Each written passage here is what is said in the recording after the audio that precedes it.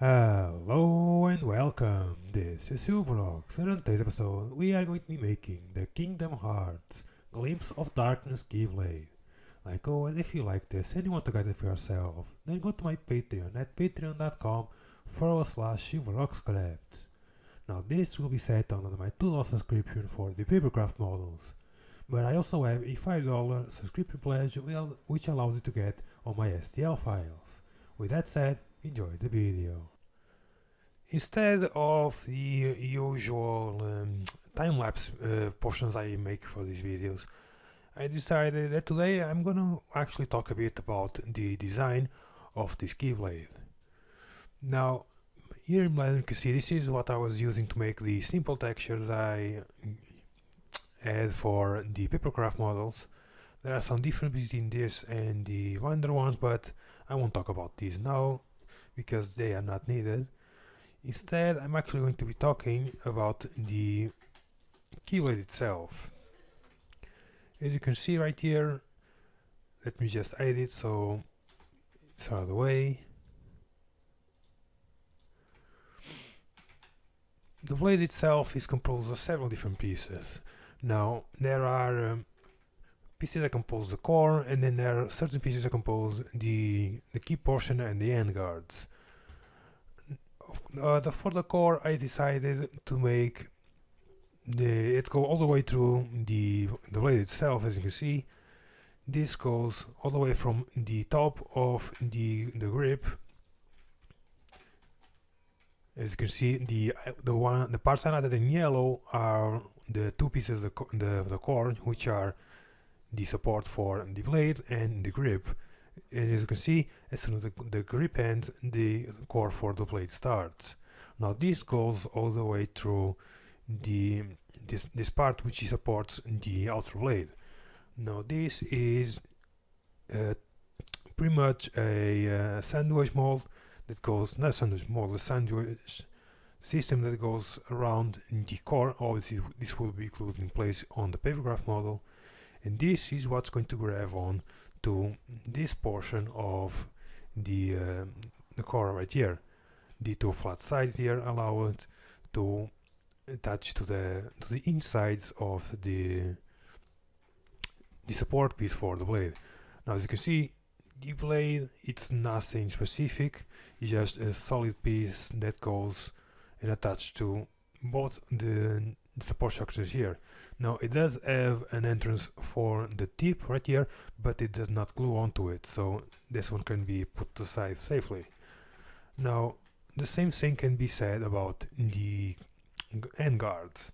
The end guards are just solid pieces that glue on to the end guard support, which is this piece in the middle. Now I'm not gonna hide this because I'm gonna be showing you what I specifically made to this. So I just want this inside. As you can see, this is what's going to support the entire thing. Obviously I didn't want to make this in one piece. One, I like to make complicated pieces that are unnecessarily complicated, and two, just making it straight out of paper it would be weak. So instead what I did is I made this piece. Now this will go on through this collar right here. It's just a decorative collar that goes on top of this. As you can see, it does have a hole which it will slide into the core. This piece right here, which is the most important one because it is the one that attaches the grip and the core for the blade securely to one to another, because as you can see, otherwise they would just sit on top of each other. This piece allows you to slide the core onto the top, which you can see the slot here, and of course the grip onto the bottom. This piece is the most important part when it comes to the stability of the blade. And of course there's the decorative piece on here, which is just the same system. It's just a hole that slides onto the blade. The grip. The grip of course is just a straight tube. There's nothing specific about this. And the collar piece is also nothing specific about it, other than the fact that I made a slight bevel right here on the bottom, as you can see, to leave a gap between these two pieces. Now, after making it, I decided, well, I didn't decide, I saw that that wasn't strictly necessary. There was no need to make the spacing, as you can see, because of the curvature of this part. This would be just fine, but I decided to leave it there anyway. After that, the biggest problem was the amount of detail I wanted on everything. As you can see, the side cover, the southern side of the end guards, they have an inlay on inside, and that isn't just extra work for me while making the model. It's also extra work when you are going to be cutting off this, because that will leave that very, let's see if I can select it, there we go. This will leave this very thin strip that's going needed to be inlaid into the part itself. Now on the top, I was making the same thing for pretty much what's going to be sandwiched the blade to, as you can see right here. So I have to do the same thing for there, but on the blade itself I decided not to do it because I couldn't get a clean transition between, let's see if I can, there we go, I couldn't make a clean transition between these two parts. As you can see, there will always be these jagged edges on the bottom, and on these parts it's fine because, as you can see, this you can hide them by setting them against the blade itself. And of course here they were completely inlaid into the part, so it was a complete loop around it. But on the blade itself, I just couldn't do it without making him some very ugly edges, so instead I decided to just add the materials compensate for that. As you can see, the material is what I exported as a texture for the papercraft model, so it's not incredible detail. But don't worry, because I did add an ambient occlusion to this, so you can get some not that great shadows, but for what it is more than enough.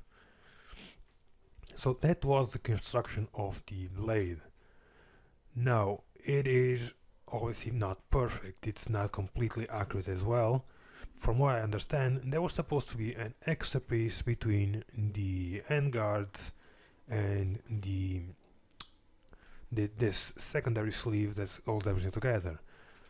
I only noticed that after I had everything done, and I didn't want to, sorry, not everything done, just the texture done, so I didn't want to re-add the piece, re-unfold it, and then re-brick all the textures, so I left it at that.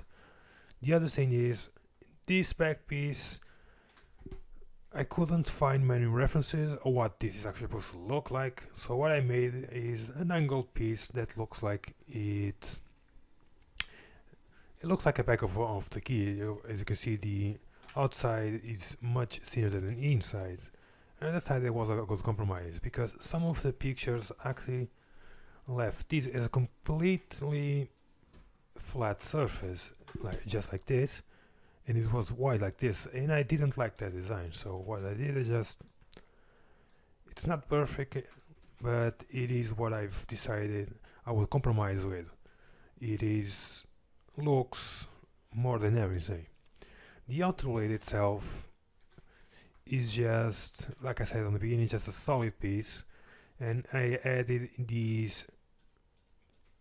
Yeah, well, I selected everything. I added these, and it's not a bevel. I just made it this incline element to pretend it was actually plated, because once again, most of the design I saw of this was completely fat, so it had no edge to it, so I added the edge in. Other than that, this is pretty much the entire thing. Now, this time I decided not to make a time-lapse video because I wanted to explain some of the things I made, specifically when it came to these two sleeves, which, to be honest, is just me making things more complicated than it need to be, but it is the way I like to do things. The other thing is the missing details and how this sleeve, this sandwich design works, because they are two different pieces that are going to be sandwiching the core right here. The core, of course, being a single piece that's pretty much holding the blade together, and then there's these two sleeves that are holding the two cores, the core for the blade and the grip together. So I hope you enjoyed this video. Later on in the week I will be adding a full time lapse of me making this from the start to the end. So I hope you enjoy it, and goodbye.